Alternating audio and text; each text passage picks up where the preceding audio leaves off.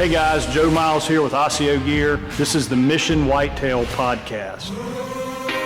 We're going to be doing a deep dive into what it truly takes to kill these mature bucks. We're going to step outside the box and look at the why for gear, tactics, training, and more importantly, the mindset from over 35 years of chasing these magnificent animals all over North America. Thank you for following along and welcome to Mission Whitetail.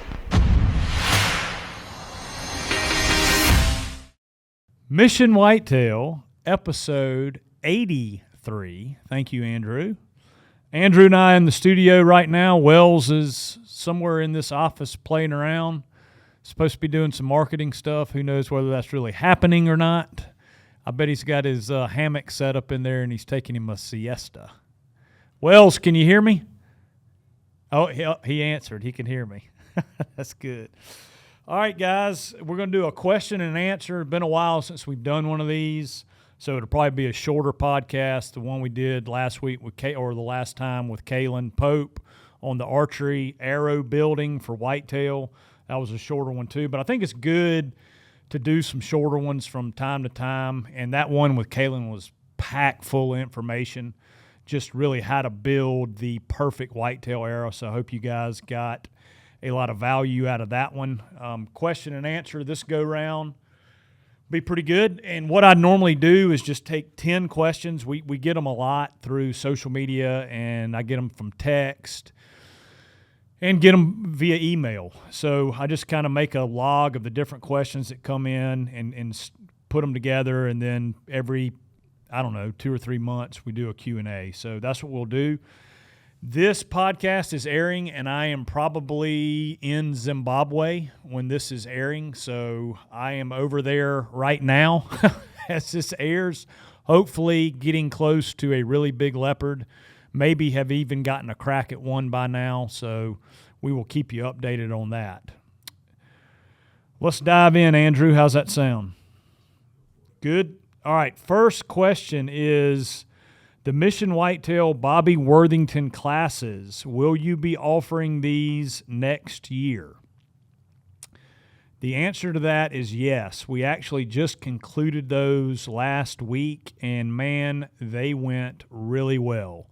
Wells and Andrew came out and filmed the last one, and it's just pretty amazing seeing the light bulb go off and guys' heads as they get into Bobby's philosophy on rut hunting and funnel hunting, and how much sense it makes.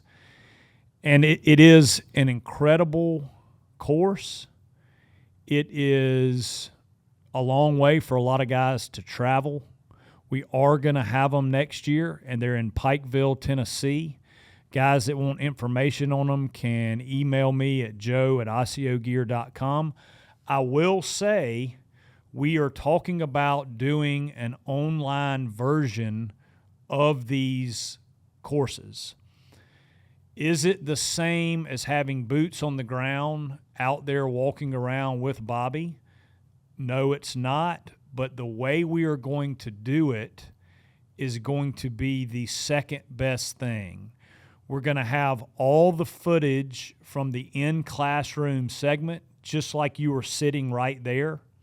And then in the field, we're going to walk into the field with Bobby.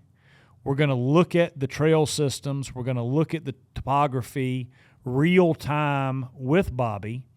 And then we're going to break to graphics like a topo and graphic of the funnel, and then overlay the trail systems and cut back and forth to Bobby explaining them and showing them. So it'll break from real time in the woods to the graphic like an aerial view, so you can see how the trail systems all work in the funnel, what's causing the funnel, and then we'll break into wind direction, thermals, and which tree to fit or which tree to pick, and whether to hunt that morning, afternoon, what wind to hunt it on. We'll show all that live, and then we're going to also show that from the graphics point of view as well, so you can look at it from an aerial with live graphics. So I think that's going to be really neat. We're going to be working on that throughout the summer. Hope to have that up and going by October 1st. So again, if you're interested in maybe getting in on the online course, you can email us, joe@ASIOgear.com, and then we'll reach out to you once the course is actually finished and ready to go. All right, next question. What hunts do you have coming up this season? Well, I started out by mentioning Zimbabwe. I'm going to Zimbabwe to hunt a particular leopard. There is a big cat in the southern part of Zimbabwe where I'm going, and it's in cattle country. And these big leopard, first of all, they've got really good genetics in that area, but these leopards get huge on cattle. But with the flip side of that, they get very, very smart because the cattle farmers are constantly trying to kill them, constantly trying to bait them in, constantly trying to poison them to keep them from killing their cattle. So we got our work cut out for us, and we will keep you guys posted how that goes. So that is a hunt that I am probably currently on right now as this podcast is airing. After that, get home, got June and July here in the office, getting everything dialed for ASIO for that, what's coming up for whitetail hunting season. Then I go back to Africa, going to Botswana to bow hunt, plains game, which will be kudu, wildebeest, gemsbuck, warthog, maybe hartebeest, maybe an eland. Let's see, impala. There are a few other species over there, but the focus is going to be wildebeest, kudu. Love kudu, probably my favorite animal in Africa to hunt. And then wildebeest, because I'm taking a new arrow configuration, and wildebeest has got some really good meat, so we can shoot a few of those, test some arrows, and get some awesome meat out of it. So those are the two hunts that I have coming up before whitetail season, and then obviously we will get cracking on whitetail August 15th here in South Carolina, and we're going to work hard at bringing you kind of the whitetail season in real time and kind of behind the scenes of setting stuff up and getting ready for the season and then diving right into it. So that's going to be a good project that we'll have coming. And you can follow along if you want to, obviously, on social media, and then our YouTube, the Mission Whitetail with Joe Miles YouTube channel. We'll start bringing some of those clips as we get closer into hunting season. Next question, what did you find out from your arrow testing? Okay, so guys that aren't following along on the YouTube or social media, we did an arrow test between a 370 grain arrow and a 470 grain arrow. The 370 shooting 310 feet per second, and the 470 grain arrow shooting 280 feet per second. Basically, the penetration in our mold was exactly the same. You could lean. I won't say it was exactly the same. The faster, lighter arrow penetrated better. 2 arrows, and 1 arrow was the same as the 470 grain arrow. So, again, we're shooting into a target, into our mold. We're not shooting it in an animal. So phase 2 of our testing is going to take these over to Africa, shoot the big animals, and see how they perform on game. And if they perform as well as I think they are, why on earth would I want to pull 72, 73, 74 pounds of draw weight when I can pull 67, 68 pounds and get the same results? It's going to be smoother draw. It's going to be an easier draw when it's cold, and it's going to be easier to hold it back longer. So from a hunting situation, it makes a lot of sense to me, but again, we got to test it. So that's what we found out from our arrow testing. Now we're going to put them into real world hunting and see how they perform on animals. Next question, which prime will you be shooting this year? I'm not sure exactly what that question means, but I assume it means the RVX I shot last year and the prime form from the one that I got in this year. Guys, I am still undecided on that. I like both of them.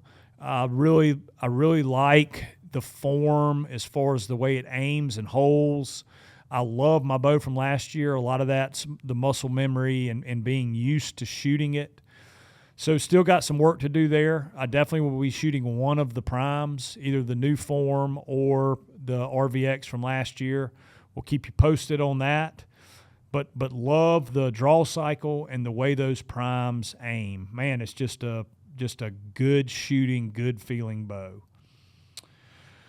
All right, next question. Which states will you be hunting this year and the time of year? So states this year, I will be starting in August 15th in the state of South Carolina. I think it's the second earliest whitetail season in the country and maybe the longest whitetail season in the country. We go all the way to January 1st. Guys that are listening to this, correct me if I'm wrong there, but I'm pretty certain it's the longest season. And it is the second earliest season. I think there's a season in Florida that opens sooner, so we'll have an opportunity at some velvet bucks. They have been coming out of velvet in the swamp sooner and sooner every year. Like very rarely is there a mature buck that is still in velvet by August 25th. So for us, I've seen that the last 2 years, man. I've seen a lot of them come out as soon as the 18th. So short window there. And I will definitely be hunting South Carolina first, and then I will be going to Alberta. We're going to hunt up there the very end of August into the first week of September, and probably till about the 10th of September. Alberta has been hit and miss for us over the years. Have had some good trips up there and some absolute bust up there. Was it last year, Andrew, you and I went? An absolute bust. We lasted 3 days of a 2-week hunt and came home. It was just a mess. And this year I'm going back with a guy I've hunted with on some international hunts, killed a giant mule deer with him a few years ago, a 209 mule deer, and we are going to get after the whitetail hard. I sent him up some mineral earlier and sent him up a bunch of Wise Eye trail cameras. We're really anxious to get those out and give those a try, so looking forward to getting those Wise Eyes out, and I'll keep you guys posted on that.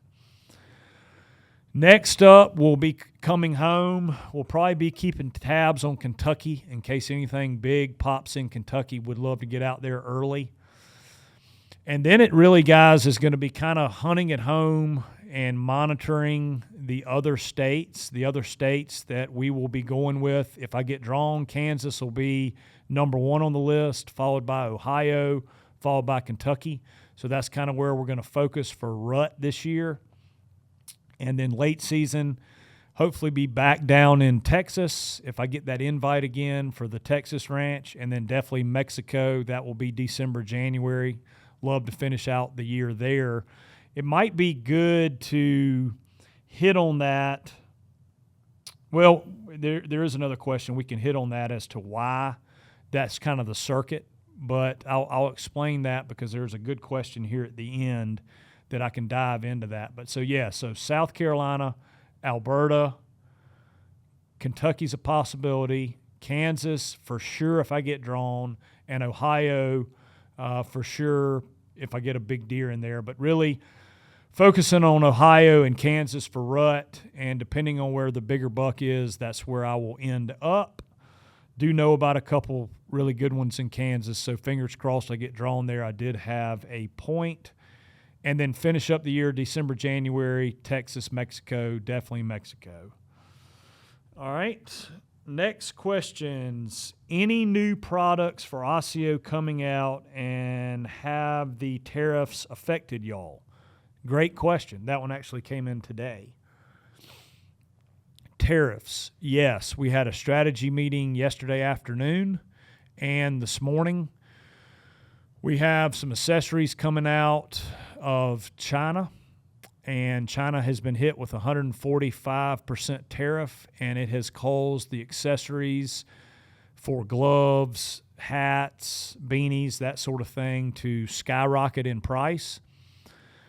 I'm not going to get into the politics of things. I just think that's a bad idea. I understand why it's being done. I support our president 100% in those economic moves that he's doing, and I think we'll be able to navigate them okay. We've got a pretty good plan in place. All of our other stuff is in other parts of Asia that aren't nearly as affected by the tariffs as the China stuff. So, and we are working hard to move those last few products out of China. So you're not going to see any drastic price increases on ASIO. Our prices are going to be basically the same. There may be a slight bump on some of the accessories, but it will really just depend on how this shakes out and how Trump negotiates with these countries, which I know he'll do a good job, and I know he's 4 or 5 steps ahead. But the question was, have the tariffs affected us? Financially, they have not really affected us much at all yet. There is a potential on some of our products that it will affect us, but we're going to do everything in our power to keep our prices, as I mentioned, stable and where they have been. And that's part of ASIO, and why we built ASIO was to make stuff affordable but really high-end quality goods that we sell directly to the consumer, so we are able to keep the prices much more competitive. Now, there is a big announcement for ASIO. We have got a new camouflage pattern coming out, and I don't know how well you can see my hat, but this is kind of a sneak peek of the new camo pattern. I don't know how well it shows on the hat, but we are going to be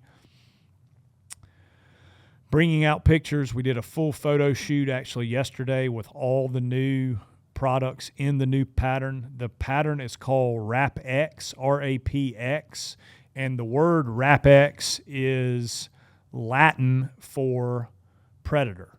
So pretty cool name, and it fits right in with our ASIO Raptor pattern. So we've got Raptor, which is really influenced by woods predators, owls, the coloring, the shading, the depth, and how well they blend into different environments. The new pattern is going to be, or is, a universal pattern. We've had a lot of guys asking for a pattern that's universal. And what do I mean by universal? It's a pattern that you can use. Let's say you've got one elk hunt or a mule deer hunt coming up, and you're going to be out west. Man, it is going to blend so well. I mean, when we finish this thing, Wells, Andrew, and I were sitting there in my conference room office looking at it, and we were just like, this pattern makes me want to put it on and go out and kill something. It is the coolest pattern that I have seen as far as a universal pattern. And again, universal meaning you've got an elk hunt, you've got a western hunt, maybe you're doing some spot and stalk stuff in Kansas. Maybe you like to do a lot of spot and stalk, or you mix in spot and stalk with your tree stand hunting. ASIO Raptor was built for the tree stand whitetail bow hunter. We have a lot of guys using it for a lot of different things, but that's what it was made for. It was made for the tree stand hunter, and it is the best tree stand elevated pattern that I have ever seen or hunted out of. And over the last 6 years of running it, during our initial testing and the 5 years we've been offering it, it's incredible.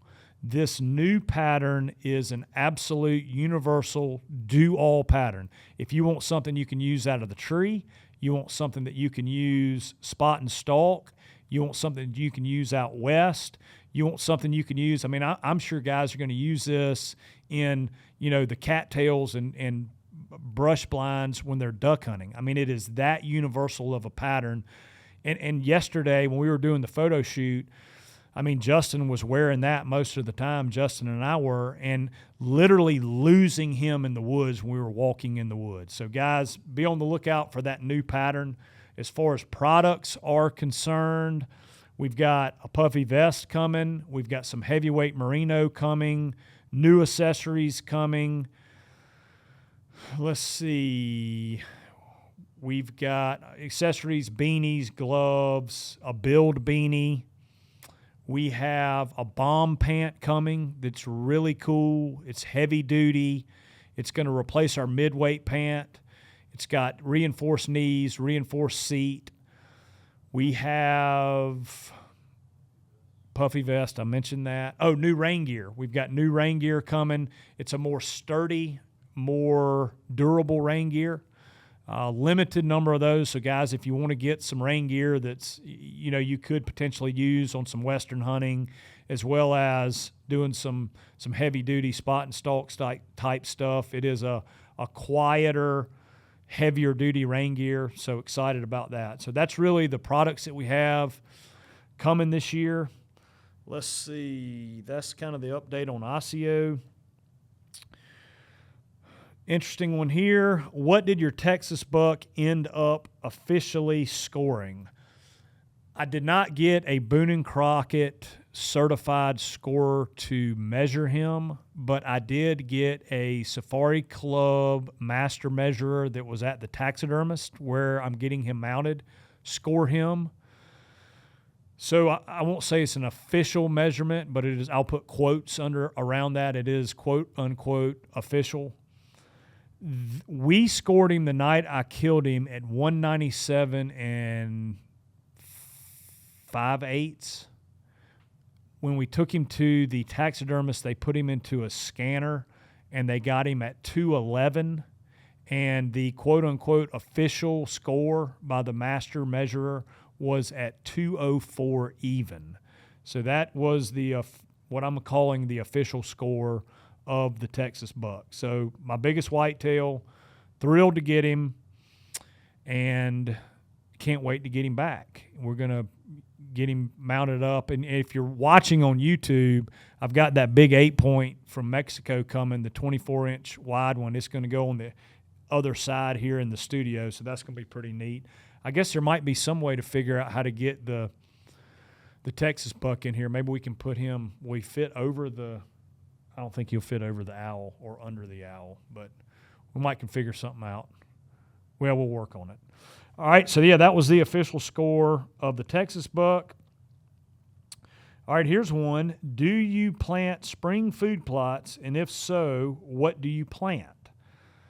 I do not plant spring food plots. And quite frankly, I personally don't plant, I haven't planted food plots in the last couple of years, and it's simply because I don't own any property here in South Carolina where I can plant food plots.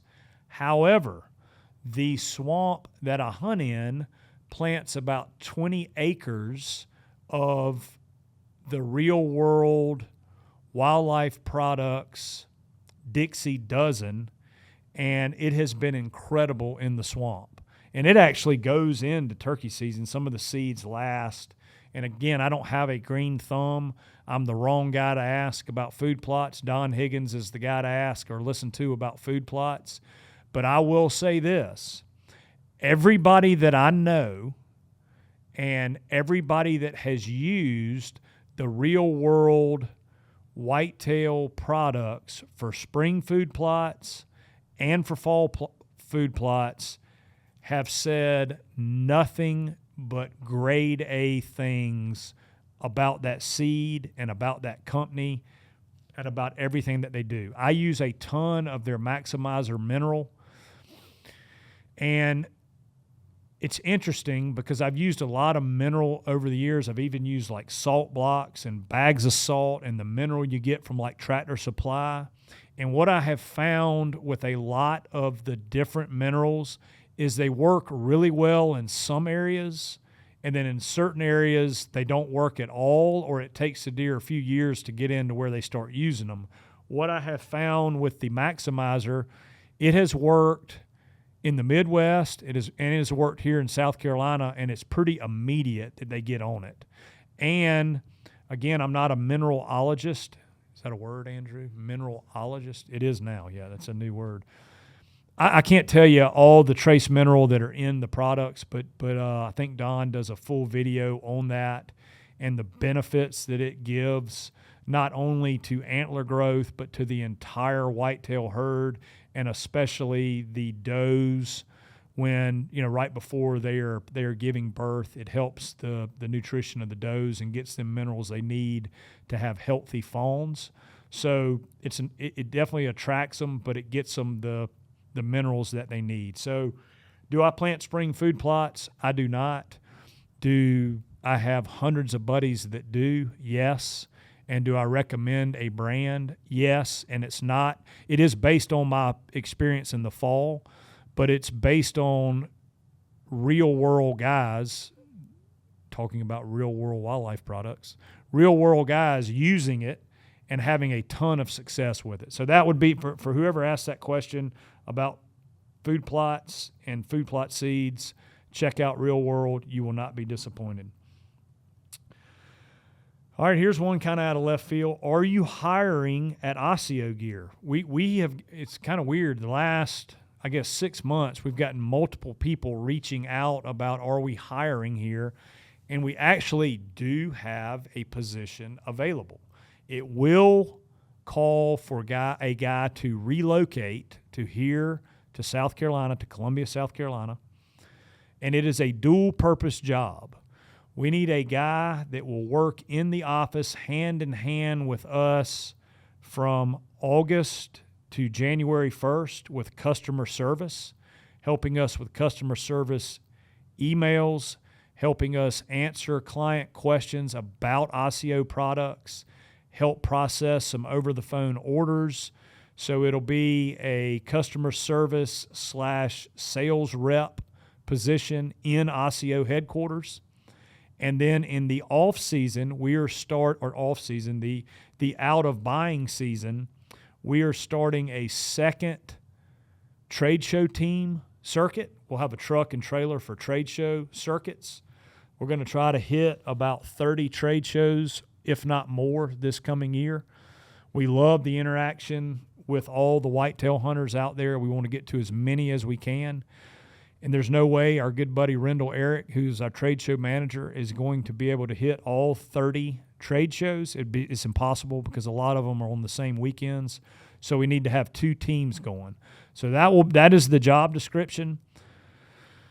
Customer service sales rep for half the year, trade show circuit for the other half of the year. I will say with the trade show circuit, you are on the road a lot. So if you are married and have kids, you're going to need to have a very understanding home life because it's tough to go and be gone for 2 and 3 weeks at a time. And it's just a tough, you're on the road a good bit for basically it's really 3 months in a row. It's February, March, April. I mean, you were gone. Then kind of April, May, slow down. And then kind of June, July, August, it picks back up. We're going to be hitting Texas a good bit this year, some more shows in the South. We're going to get back to the Dixie Deer Classic. I really missed that one. So anybody interested in that, again, send in for more information, joe@ASIOgear.com, and we will get you a full job description and what the pay looks like. We do have 401k here now, do we not, Andrew? We got 401k. Everybody here is too young except me, so we don't have an insurance thing going yet. But as soon as Cole gets older or one of y'all gets off your parents' insurance policy, we'll be adding insurance. So hope that's not a deal breaker. Anyway, it's a pretty cool place to work, I got to say. We've set up a good culture here. We've got an archery range in the back. We grill out here. We have a lot of fun. We work our butts off, but it is a good culture. And if you're a whitetail guy, maybe a young guy looking for something new and cool, I highly recommend reaching out. All right, last question of the podcast. If you could tell guys one thing you have learned over the years to be successful whitetail hunting, what would that be? That is a very, very good question. But it's hard to say just one thing, but I will. There is so much noise out there and so much, I won't call it misguided information, but maybe confused information. I feel like I have broken my whitetail system down to a pretty simple, common sense approach, and that kind of goes back to the states that I hunt. You also have to look at if you're hunting highly pressured whitetail or more managed areas that don't get the pressure. So I think for this question, I will get into heavily pressured whitetail because where I cut my teeth and where I hunt here in South Carolina, it is heavily pressured. I've mentioned this on multiple podcasts. It's about 8,000 acres in the Congaree River Swamp, right along the Congaree River. And there are upwards of, I don't know if I figured it up one time. I think it's 40 and 12 or 45 and 12. So that's 57. Let's just call it 60. There are 60 guys that hunt this area, and that's 4,500 acres, 2,200 acres, and 1,200 acres. I won't even get into the other property. So, yeah, it's over 60 rifle hunters that hunt in this area, and there's a lot of pressure. So the way I look at it is, what is the number one thing you need to kill a mature whitetail buck that you have access to hunt him? I mean, that's the first thing you got to do is find a deer that has the quality of buck that you're after. But let's say that's established. He has to move in daylight, right? In order for you to legally kill him, he's got to move in daylight. It's all about stacking the odds. And I will say a lot of what you hear from me is regurgitated from Bobby Worthington, but it's also what I have learned in 35 years of whitetail bow hunting. So it becomes an odds thing on highly pressured whitetail. If you want to do it consistently, luck can happen a couple of times, but to be consistent on highly pressured deer, you have to stack the odds. And the first thing is they have to move in daylight for you to be able to kill them legally. So how do you stack the odds that they're going to be moving in daylight? Well, you have to look at when are they more likely to move in daylight. And for me, that has been 3 times of the season. It has been right at the opener in states that open while they have velvet or right after they have shed before they start getting filled up with testosterone and breaking out of their bachelor groups. And that leans itself towards a South Carolina, a Kentucky, an Alberta that all have August, early September openers.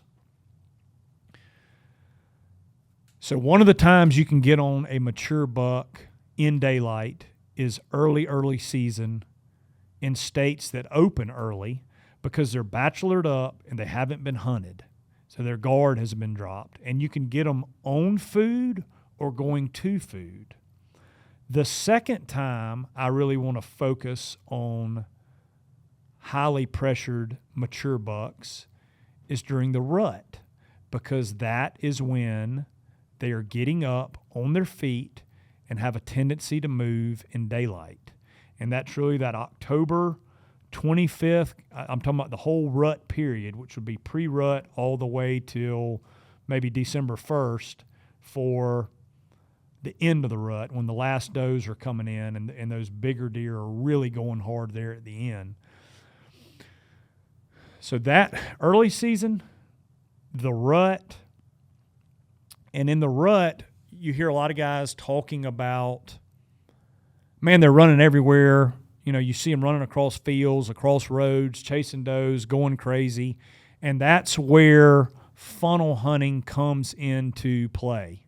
When you have a legitimate quote-unquote Bobby Worthington tight two-sided funnel that's forcing 4 or 5 long-range travel corridors into one area. That's your long-range funnel. That's where those bucks that are really cruising and really traveling, they have to come through there because they're forced through there. So that would be the second time. And then late season would be back on the food, bitter cold, like up in Ohio that has a super late season. Deer really have to come back to the food. So again, on food or to food. The rest of the year, guys, on highly pressured deer, it's just tough. The words, you never say always, you never say never.